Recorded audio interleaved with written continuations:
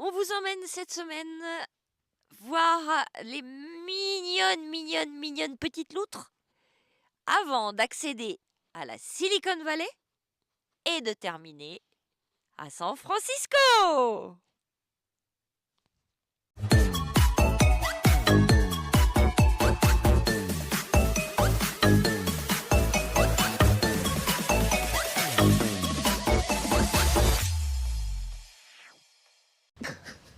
Bonjour. Bonjour. Alors aujourd'hui, on commence par les loutres. On a un petit peu de culturel, un petit peu d'animalier, donc on a décidé de commencer par les loutres. Mais c'est surtout que c'est dans ce Et sens-là qu'on les a fait. chronologiquement, on les a vus effectivement en premier. Alors ces loutres, ce sont des animaux dont on a appris l'existence en arrivant en Californie. On n'était pas venu pour ça.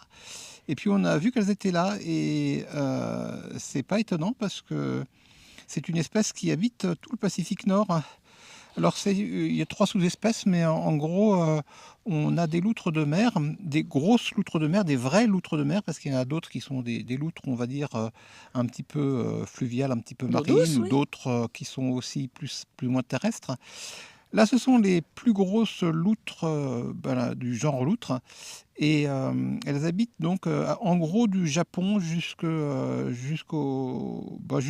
Californie, en passant par le détroit de Bering, les Aléoutiennes, l'Alaska Et le Kamtchatka. et le Kamtchatka, le côté asiatique. Et on a commencé donc à s'y intéresser de près et à essayer de trouver les différentes colonies. On n'en avait jamais vu. Ça Non, fait c'est partie des animaux, parce que maintenant on rares commence. animaux Voilà, qu'on des a- rares animaux qu'on qu'on a n'avait pas jamais. encore vus. Et puis quand on voit des reportages, c'est tellement mignon. Et ben c'est vrai, c'est trop mignon. La première fois qu'on a vu des loutres de mer, c'était quand on était parti voir les éléphants de mer et on cherchait au large et on voyait des petits points au loin, assez nombreux, mais on se dit mais c'est des loutres vraiment ou pas? Bon, on était un peu déçus, enfin en tout cas on n'avait pas le sentiment d'avoir une bonne situation d'observation du tout. Et puis on s'est rapproché, il y a 2 grandes zones en fait pour les voir en Californie. L'une qui est tout près des éléphants de mer. Et ensuite, en remontant, finalement, tout près de San Francisco, on est peut-être à 50 ou 80 km de San Francisco. On a une grande baie qui est la baie de Monterey, où on peut les voir assez facilement. Coucou. Alors, il est tôt. La preuve, c'est que regardez derrière moi, il n'y a absolument personne. On est au bord de la mer. Et en fait, on n'est pas réellement tous les deux, parce que si vous regardez bien dans l'eau, alors derrière moi il y a mon photographe préféré, et si vous regardez bien, dans la mer, il y a un petit animal. Je ne sais pas s'il existe un petit animal aussi mignon. Ce sont des loutres de mer. Et franchement, on a un spectacle démentiel. Encore une fois, j'utilise ce mot souvent, mais parce que c'est vrai. On est allé les voir en plusieurs points différents, et on a commencé par les voir vraiment en pleine mer. Alors ce point, on est retourné à 2 reprises, qui s'appelle Lovers Point, au bout de la baie de Monterey. Il est intéressant parce que c'est vraiment un exemple de vie marine en eau agitée. On a un promontoire rocheux qui donne directement sur l'océan Pacifique, avec la houle de l'océan Pacifique. Et vraiment, l'eau est très turbulente, les vagues sont impressionnantes. Et on est tout à fait surpris de voir des loutres dans cet environnement. Les loutres sont des animaux, des mustélidés, et qui ne mettent pratiquement jamais pied à terre. Oui. Donc pour elles, effectivement, pour nous c'est très agité. On se dit mais c'est pas possible, mais pour elles c'est leur environnement normal. Oui, c'est vrai, ce sont des animaux entièrement marins qu'on a d'ailleurs tendance à un peu à assimiler à des mammifères marins. Ce sont des mammifères marins d'un certain côté. C'est le plus petit mammifère marin. C'est le plus petit mammifère marin et c'est le plus gros mustélidé. C'est une sorte de double particularité. Et c'est un animal qui a plein de particularités intéressantes au plan biologique. Par exemple, comme il vit en eau froide, il vit en gros entre 0 et 10 degrés à peu près. La nature a développé pour lui une propriété particulière pour conserver la chaleur, qui n'est Oui. pas orientée sur la couche de graisse comme c'est le cas pour la plupart des animaux marins, mais qui est orientée, je crois que c'est plus proche de ce que font certains oiseaux, sur la conservation de bulles d'air sous les poils. Et d'ailleurs, c'est ce qui a valu malheureusement à la loutre de mer Oui. un destin assez funeste. Sa fourrure est tellement particulière, c'est la plus grosse densité de poils au centimètre carré du monde animal. Qu'elles ont été chassées. Du monde animal tout en général ou du monde des marins, je ne sais pas exactement. En tout cas, c'est une fourrure vraiment très particulière. Et il y a une industrie de la chasse à la loutre qui s'est beaucoup développée à la fin du 19e siècle, notamment en Russie. Et d'ailleurs, une partie de la Sibérie a été aménagée apparemment pour la chasse à la loutre, ce qui a conduit assez directement à son extinction, ou sa quasi-extinction. La loutre de mer est un animal qui a échappé de très peu à l'extinction définitive, très protégé dans certains endroits, évidemment aux États-Unis. Là, il y a un très grand respect de cette espèce. Et donc, son nombre croît à nouveau aux États-Unis. Ce qui nous a beaucoup intéressé, c'est pas tellement ses caractéristiques biologiques, c'est plutôt son comportement. Parce que ça, on l'a observé. On l'a vraiment découvert. Directement. Alors d'abord, effectivement, c'est un animal 100% marin, mais il a une agilité à la fois dans sa nage, mais surtout dans sa capacité à frôler les rochers et à remonter à la surface et à sembler complètement négliger les déferlantes autour de lui, qui est tout à fait spectaculaire. Ça, c'est quand même une chose qui frappe quand on observe l'animal. On va vous faire un petit planning en fait du quotidien de la loutre. Alors, c'est assez amusant. Elle passe une partie de sa journée à dormir, en général couchée sur le dos dans l'eau, arrimée à des algues. Ça c'est important. Elles vivent dans des forêts de kelp. Le kelp, ce sont des algues qui descendent jusqu'à 30 mètres de profondeur, à laquelle elles s'arriment. Et pour pas dériver lorsqu'elles mangent ou lorsqu'elles dorment. Donc pour trouver les colonies de loutres, il faut d'abord trouver le kelp, et on sait que les loutres ne sont pas forcément très loin. Les loutres ne sont pas migratrices, elles restent à peu près dans la même zone en général, tout au long de l'année. Et d'ailleurs, il n'y a pas non plus de saison pour mettre bas, parce que en fait, son cycle de vie est relativement constant dans l'année. Oui. Donc ça, elle dort. Elle semble jouer d'ailleurs un petit peu à l'occasion aussi. Mais sinon, elle fait sa toilette et elle mange. Et enfin, elle fait sa toilette dans le sens où elle lisse son poil précisément pour maintenir les bulles d'air qui lui servent d'isolation. C'est une activité qui lui prend plusieurs heures par jour. Donc elle passe son temps à se lisser le poil, à se lisser aussi beaucoup le museau parce que ses vibrisses sont très importantes. Elle chasse en eau trouble, donc elle chasse presque autant avec le sens tactile qu'avec la vue, a fortiori qu'avec l'ouïe. D'ailleurs, elle a des narines et des oreilles, particularité aussi de l'espèce, qui se ferment automatiquement quand elle plonge, qui prennent pas l'eau. Et puis sinon, elle mange. Et on était loin, donc on se disait, mais d'abord, qu'est-ce qu'elle mange ? Donc qu'est-ce qu'elle mange, les loutres, Manu ? Alors, elle mange beaucoup de choses différentes, mais alors il faut savoir que quel que soit l'aliment dont elles se régalent, elles mangent beaucoup, elles mangent énormément. Oui. Elles font partie des animaux qui mangent le plus en proportion de leur poids, et tout simplement pour des raisons de régulation thermique, puisque comme on sait que dans l'eau, on perd beaucoup plus vite sa température. La loutre est un animal qui a une température corporelle de 35 degrés. Pour maintenir ces 35 degrés, avec son isolation à base de bulles d'air qui est peut-être un peu moins performante que l'isolation à base de graisse, elle doit manger. Elle mange tout le temps. Elle doit manger 20% de son poids. C'est énorme puisque ça pèse. Les loutres, les mâles adultes peuvent peser 40 kg à peu près, une trentaine de kilos pour les femelles. Alors pour manger 20% de son poids, il faut vraiment qu'elle mange beaucoup parce qu'elle ne mange que des petites choses. Oui. Elle mange des moules. Alors, elle a un bon repas, un bon plateau de fruits de mer. Des moules, des ormeaux. Des ormeaux, des étoiles de mer, des oursins. Des palourdes. Et occasionnellement des petits poissons et des crevettes, si on trouve. Mais ça, c'est très rare. C'est marginal. Oui. C'est marginal. Et donc, on la voyait. Donc, elle plongeait, elle remontait. Et alors, elle mangeait ces trucs. Et au début, on pensait qu'elles tapaient les coquillages l'un contre l'autre pour pouvoir les casser et manger l'intérieur. Et en fait, c'est plus... Alors, elle fait ça de temps en temps, mais c'est plus subtil que ça. C'est-à-dire qu'elle plonge jusqu'à 40 mètres, pas très longtemps, de 1 à 2 minutes, et elle remonte avec sa proie. Et souvent, elle remonte une pierre qu'elle met dans une poche qui se situe sous ses pattes. Et donc, elle remonte, elle attrape son petit coquillage et elle tape pour enlever la carapace ou la coquille. Et alors nous, bêtement, on le savait pas. Ben non, on s'est dit, mais qu'est-ce qu'elle fait? Donc, je prenais mes jumelles, je regardais. On s'est dit, c'est quand même pas possible. Et je dis à Manu, mais si, elle tape avant de manger.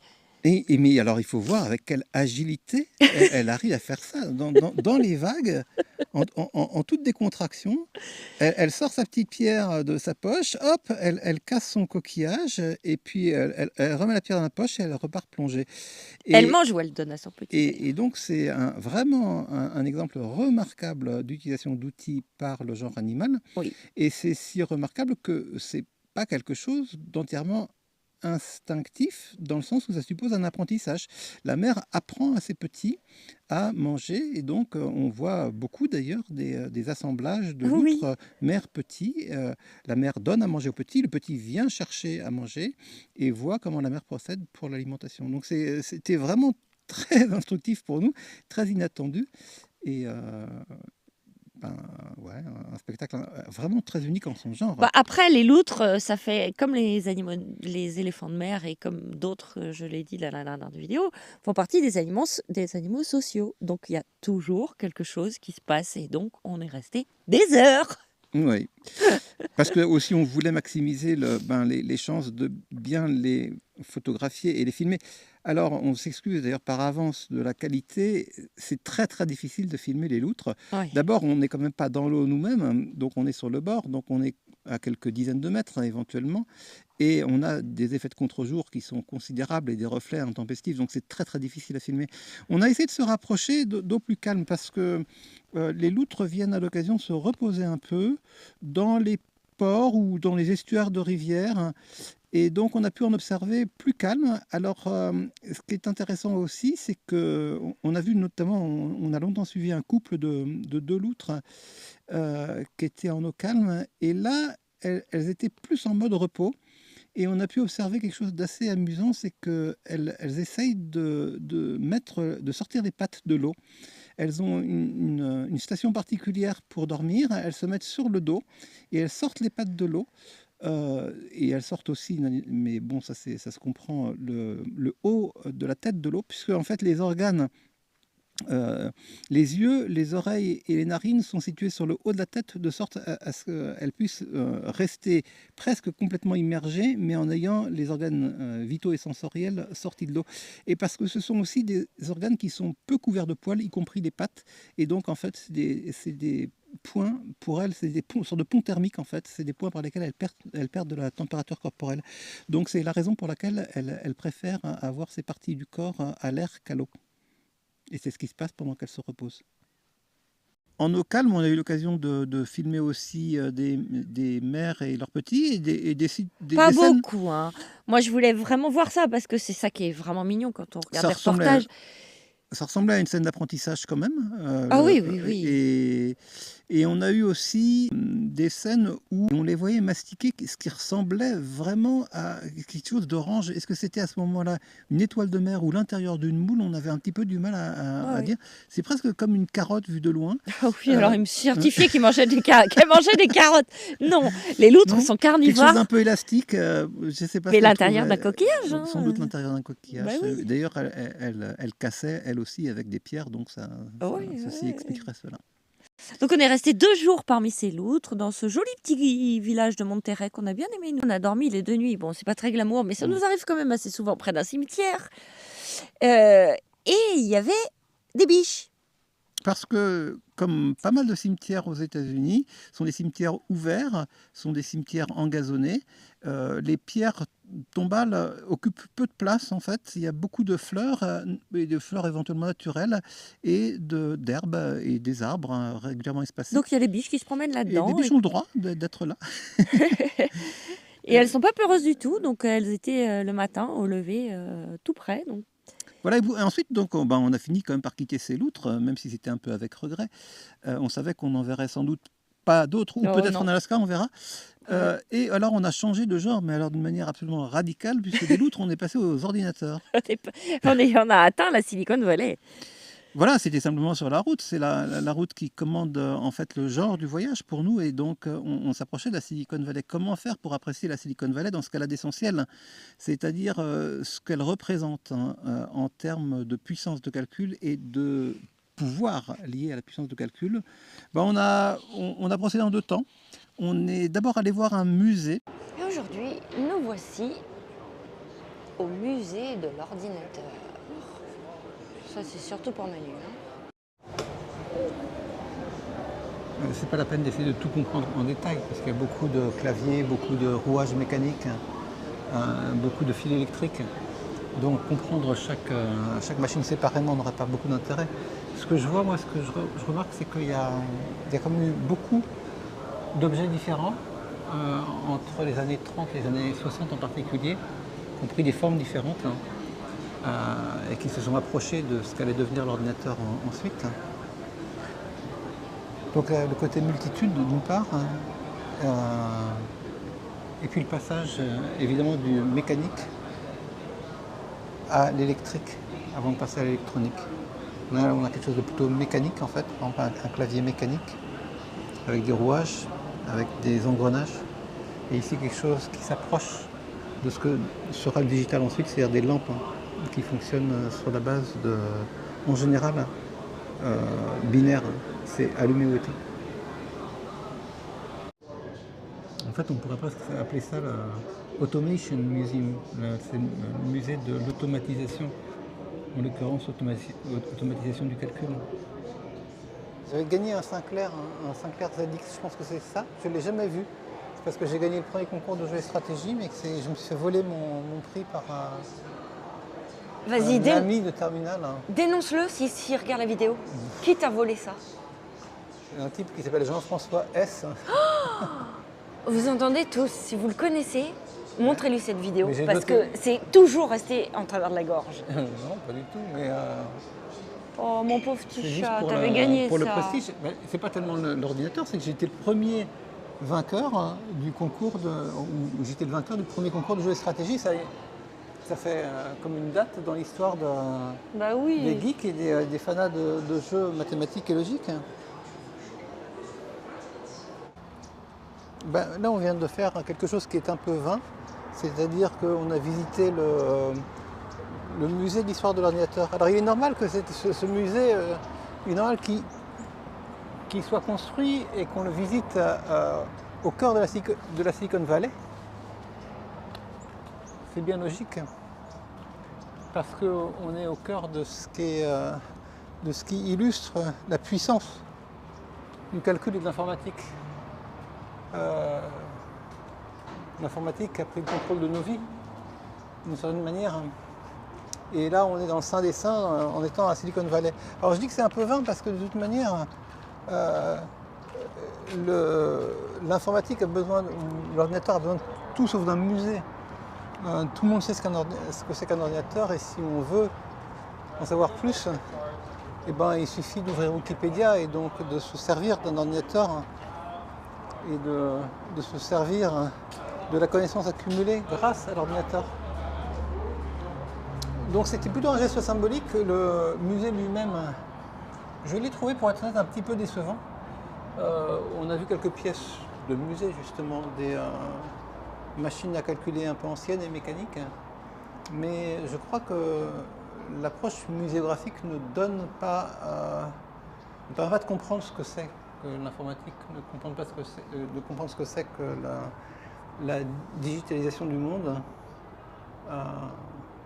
Alors par contre, c'est une étape importante dans le cadre plus général de ce qui serait une réflexion sur la puissance américaine. La puissance américaine, on l'a découverte de différentes manières. On a découvert la puissance du soft power américain en passant à Hollywood, bien sûr. Et avant ça, on a découvert la puissance organisationnelle des Américains qui a pu être moquée quand ils ont organisé les Jeux olympiques d'Atlanta. Ils n'avaient pas très bien réussi cette organisation, mais on a vu leur puissance d'organisation quand on a assisté au tournoi de tennis d'Indian Wells. On a vu à quel point tout était magnifiquement cadré, magnifiquement processé en quelque sorte, et que l'efficacité qui en résulte est une efficacité réelle. Donc on a vu la puissance américaine à l'œuvre dans le cadre organisationnel, on pourrait dire managérial, avec l'exemple d'Indian Wells. On a vu le soft power à Hollywood. On a eu un aperçu de la puissance américaine au travers du personnage de William Hearst, qui a construit son château. Et là, c'était plus, on va dire, pas spirituel, mais culturel. On va dire qu'on a vu à quel point l'esprit anglo-saxon, l'esprit WASP, permet d'accéder à cette puissance. C'est-à-dire que quand on a une idée, on va jusqu'au bout, comme William Hearst, qui se définissait comme un bâtisseur, builder. Et puis, on a vu aussi la puissance américaine au travers du décollage de la fusée Falcon qui a envoyé des satellites dans le ciel, dans l'espace, qui nous permettent de diffuser cette vidéo, entre autres. Et donc j'ai trouvé ça intéressant, c'est, on va dire, cette approche multifacette de la puissance américaine. C'est, on va dire, un fil rouge que je n'avais pas prévu, mais qui se dessine au fur et à mesure. Et qui alimente une réflexion en fait sur l'Amérique, et l'Amérique par rapport au monde et l'Amérique par rapport à l'Europe, le vieux continent. Je pensais que l'Amérique était un peu surcotée en quelque sorte, et en fait non, sa puissance semble réelle, elle semble fondée, elle semble résiliente. Elle peut nous donner des leçons, et elle m'amène aussi à penser que la puissance américaine, c'est pas l'affaire d'une personne ou deux personnes au pluriel, mais c'est plutôt une affaire de système, de structure. Je dis, ça fait un petit peu théorique, mais que cet aperçu de la puissance américaine me réconciliait un peu avec une vision hegelienne du monde, c'est-à-dire avec la vision d'un monde défini par ses structures. Et j'ai l'impression que la structure américaine, la matrice culturelle en quelque sorte, la matrice technologique qui existe indépendamment des hommes providentiels potentiels, suffit à, si ce n'est à générer, au moins à maintenir la suprématie américaine qu'on voit à l'œuvre aujourd'hui. Et puis on est simplement allé faire un petit peu la tournée des sièges sociaux des grandes entreprises. Et maintenant, nous arrivons chez Google. On ne peut pas rentrer, on n'a pas de passe, on ne connaît personne qui nous permette d'entrer chez Google, chez Apple. Donc on est simplement allé dans leur petit visitor center qui ressemble souvent à des showrooms, voire à des petites boutiques, où on voit vraiment, c'est presque symbolique, hein, le logo, les derniers produits, et puis... Ah oui. Et puis voilà. En réalité, c'était assez rapide comme visite, dis donc. Alors, il y a des endroits pour chiller, pour se reposer. Il y a des petites banquettes, et maintenant, nous voilà au café de chez Google. En fait, ils n'ont pas de couleur particulière, c'est du verre transparent, mais qui reflète, en fonction de l'axe des rayons, qui reflète une certaine longueur d'onde, d'où les couleurs variées. Et c'est les couleurs qu'on retrouve les couleurs primaires qu'on retrouve dans le logo de Google, je suppose. Oh. It's pretty cool. Si ce n'est qu'on est au cœur du monde tel qu'il se dessine.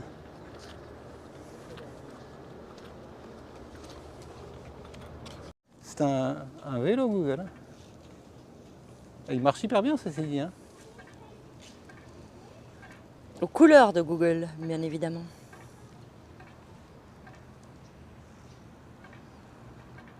Bien. Voilà, nous sommes maintenant chez Apple. Donc ça se présente comme un magasin principalement, mais il y a une petite animation qui est amusante. Je vais vous emmener à l'intérieur des locaux grâce à mon iPad. Voilà. Regardez bien. Hein. Je ne sais pas comment ça marche, je viens juste de l'avoir. En fait, la réalité, c'est ça. Une maquette des locaux. Et on peut voir la réalité de certains côtés, et y compris l'intérieur. Vous voulez rentrer dans les bureaux? Pas de problème. Voilà, alors si on va par là, on va voir comment ça se passe. Voilà. Il n'y a personne apparemment. Hop là. Ce qui a été frappant dans ces visites, c'est que c'était extrêmement calme, enfin surtout l'environnement. L'environnement de ces entreprises qui sont au sommet de l'économie du monde. On aurait pu penser que c'était entouré d'autoroutes, comment dire, qu'il y avait des embouteillages partout, que c'était de buildings, de gratte-ciel, mais pas du tout. On est en général dans un espace résidentiel. Alors on peut se demander où on est. On semble être dans une banlieue américaine tout à fait ordinaire, hein, et d'une certaine manière on l'est. Et alors il n'y a pas un chat dans les rues. Il est vrai qu'on est samedi matin ou samedi midi, mais malgré tout c'est quand même étonnant. Tout est très calme, hein, presque vide, et pourtant on se trouve littéralement à 2 pas du siège social d'une des plus grandes firmes du monde, à savoir Apple. Donc Apple, c'est un immense bâtiment circulaire qu'on voit mal parce qu'il est derrière une rangée d'arbres, mais il est juste là, noyé dans une banlieue résidentielle tranquille de San Francisco.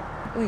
Quasiment vide, Oui. avec quelques touristes en général chinois qui viennent là, comme nous en fait, pour accéder au siège social et puis faire le selfie Facebook ou le selfie Instagram, quoi. Et puis c'est à peu près tout. Les gens sont très décontractés. Les quelques personnes qu'on a pu voir qui ressemblent à des salariés sont en vélo. Il y a des campus. C'est plutôt une ambiance presque de campus en vacances. Bon, voilà à quoi ça m'a fait penser. Oui, alors je te rappelle que nous y sommes allés un En vacances. vendredi, non, un vendredi après-midi à 16 ou 17 heures où les gens la débauchent. belle affaire. Moi je me suis dit mais là-bas c'est comme à New York en fait, c'est la ville qui dort jamais. Qu'est-ce qu'on s'en fiche pour un geek qui soit 16h ou 20h? Et ben la preuve. Et ben la preuve, si, c'était super calme. J'y crois pas, on devrait être parti depuis longtemps. On devrait presque être à San Francisco, sauf que dans le parc, là où on a dormi, il s'avère que en se promenant, on a vu des petits êtres sortir de leur trou et que Manu est en train de les photographier. Alors, on pourrait croire que c'est des taupes parce qu'elles sortent de leur petit nid, elles creusent là. J'y vais parce que je pense qu'elle va pas ressortir. Mais elle nous voit. Oh, les taupes, ça doit être aveugle. Et là, elle nous voit et elle rentre sa tête. Mais d'un autre côté, elle a des dents qui ressemblent aux rats-taupes qu'on avait vu une fois en Afrique.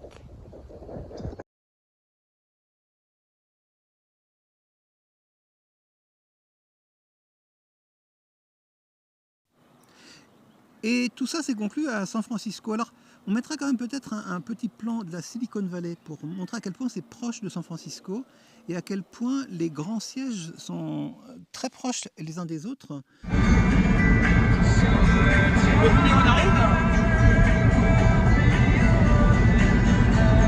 On arrive à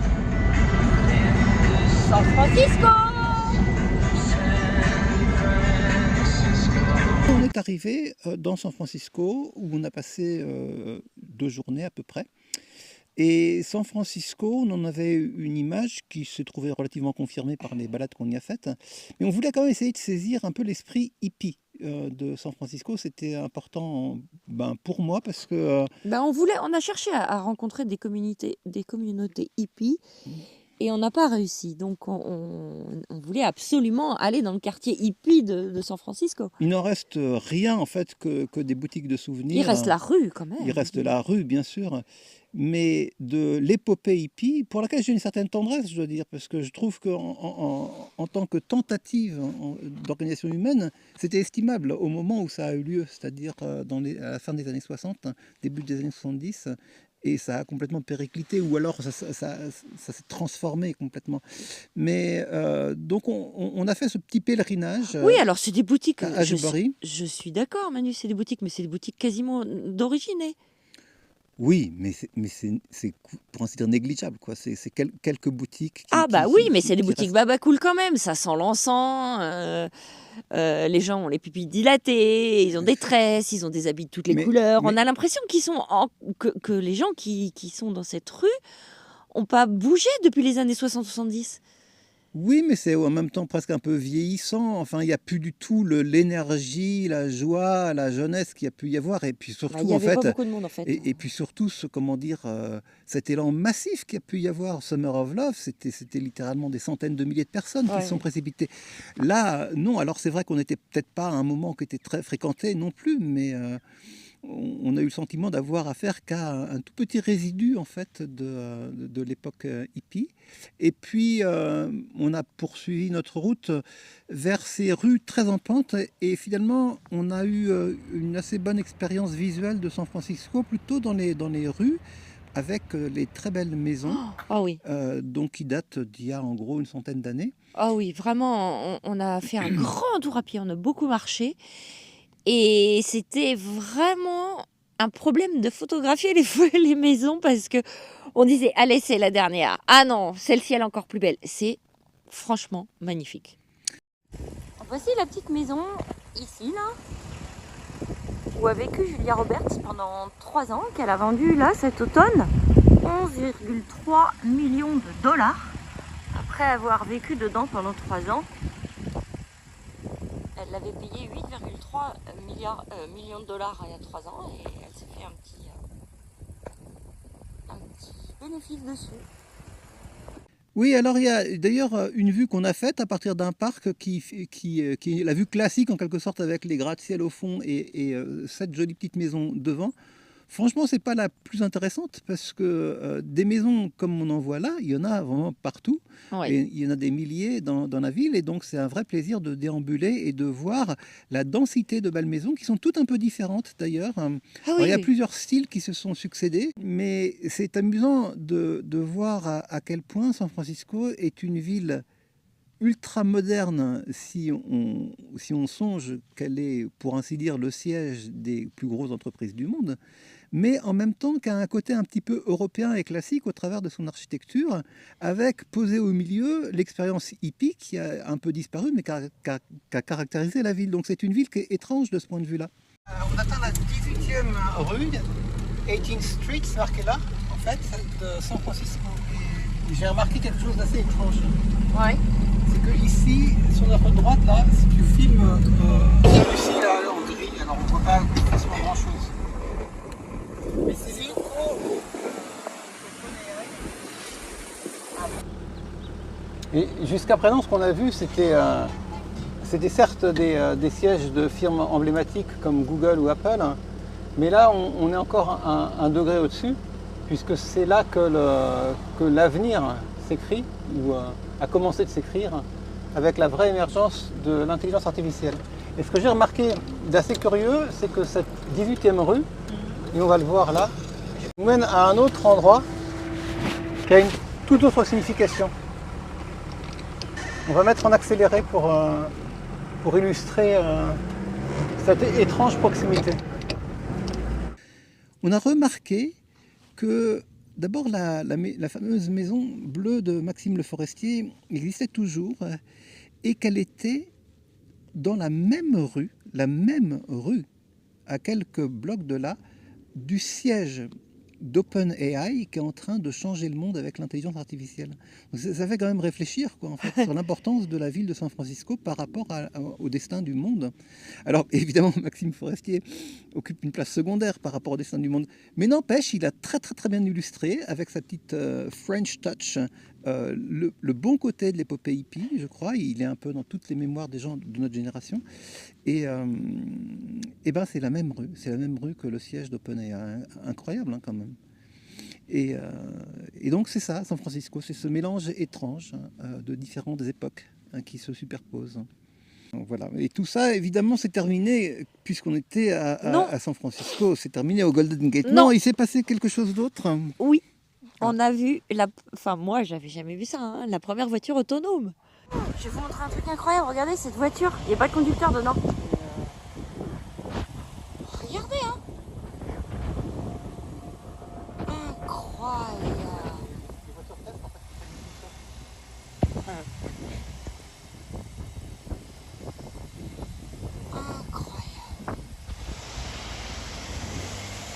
C'est-à-dire qu'il y a des voitures dans San Francisco, puisque c'est le lieu où on les teste, qui n'ont pas de conducteur. Elles se conduisent toutes seules et elles montent ces grandes rues pentues.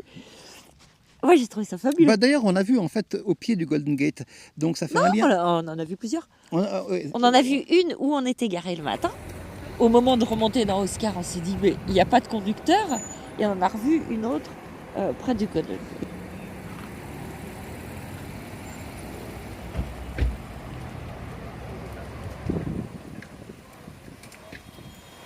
Pour dire un mot d'ailleurs de la circulation automobile à San Francisco, on avait un peu peur de ces rues très en pente. Alors on ne s'est pas trop avec notre vieil approché. Oscar, oui. On s'est pas trop approché des rues les plus en pente, les fameuses rues où il y a toujours un tramway qui circule. On ne s'est pas renseigné. Je soupçonne que le tramway est plutôt là pour des raisons touristiques qu'autre chose. Alors il est bien très sûr beau qu'on l'a d'ailleurs. prise cette rue, mais on l'a prise en descente. Ouais, on s'est approché prudemment. Je pense pas qu'on ait forcément pris les rues les plus en pente de toutes. Mais on les a quand même vues, en tout cas, on a vu des rues approchantes. Et tout ça, donc, après, on a quand même fini au Golden Gate, puisque le Golden Gate, on voulait le voir au coucher du soleil. Et là, on arrive où? Au Golden Gate. Comme d'hab, hein. Et il est là-bas.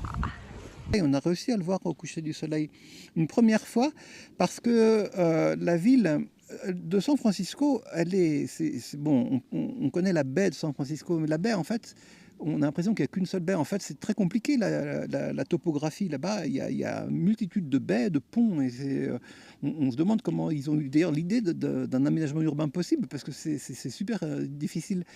Et toujours est-il qu'il y a une petite plage en fait à laquelle on peut accéder directement à partir de la ville de San Francisco. Et c'est là qu'on est allé passer une première soirée et qu'on a vu un coucher de soleil qui éclairait le pont rougeoyant du Golden Gate. Mais c'était un tout petit peu loin quand même. Alors on a repris la route le lendemain pour aller le voir de plus près. Donc ça nous a fait cette dernière image, ça nous a donné cette On l'a dernière vu image avec la de prison San Francisco. derrière. La prison d'Alcatraz, bien sûr. Oui, bon, on est resté un moment quand même au pied du Golden Gate parce qu'on a regardé son infrastructure dessous, comment c'était vissé, comment c'était... Et puis bah, on a fini par le franchir. Voilà, en 2 jours seulement, donc c'est un peu court évidemment pour visiter une ville, mais ça nous a donné les aperçus, ça a confirmé en quelque sorte les clichés qu'on pouvait avoir au sujet de cette ville. On est sur le Golden Gate! Et ben, ça nous a permis de repartir, puisque là, étant arrivé au nord pour nous de la côte californienne, et ben, on a fait un simple virage à droite et on est parti vers la montagne. On attendait depuis quelques jours, quelques semaines que le climat s'améliore, hein, parce que c'était la condition pour qu'on puisse aller vers la Sierra Nevada et vers les parcs de Californie qui sont dans la Sierra Nevada et en particulier le parc de Yosemite. Et ça, c'est ce que vous allez découvrir avec nous à partir de la semaine prochaine. Bonne semaine, ciao!